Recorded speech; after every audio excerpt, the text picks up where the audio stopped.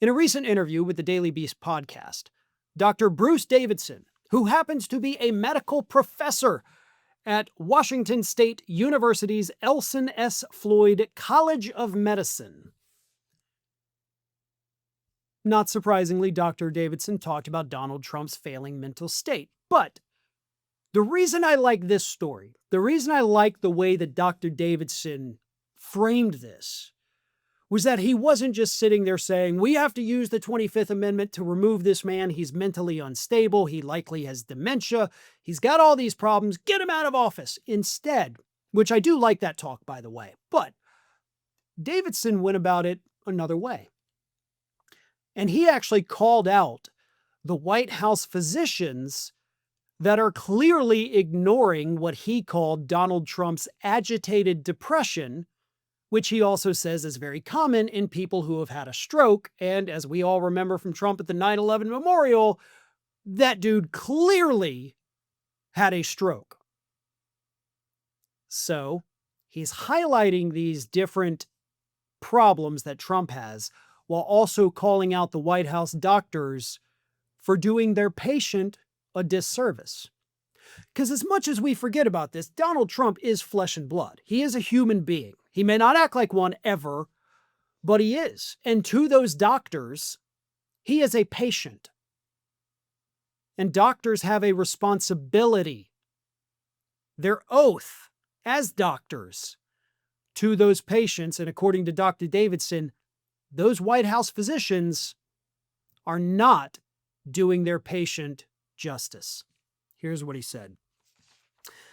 He's up at night, which can worsen depression. It's common to get depression after a stroke. And he's angry because he didn't get a Nobel Prize. I mean, here's a man who's been elected president twice and he cares about a Nobel Prize. Bob Dylan got a Nobel Prize. What's the big deal? And other things seem to get under his skin, and so it concerns me, Dr. Davidson says. A physician has three primary responsibilities. The first is relief of suffering. Second, prevent disability. And the third priority is postpone death. That's what we're supposed to do. When I see the president appearing like a patient having trouble, I want his physicians to engage. And this illustrates, I regret to say, a terrible increasing weakness in American medical leadership. So Davidson, I feel like, is approaching this more from the humanity aspect, right? It's not about politics. It's not about, I want this guy gone because he's on the right and I'm on the left. It's a critique of the doctors who are not taking care of a visibly ailing and getting worse patient. They're neglecting their duties. And everyone suffers from it, not just the patient, because the patient's the president of the United States. We all suffer. And I think that is a brilliant point. So it leads me to this.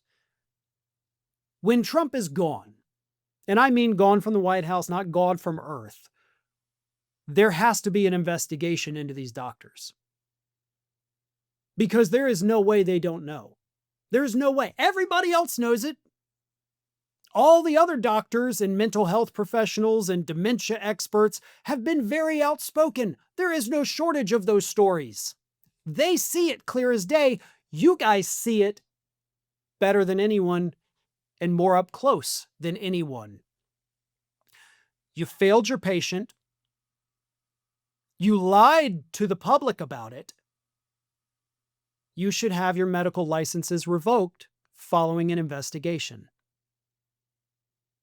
When I talk about accountability for this administration, I mean accountability for everyone in this administration.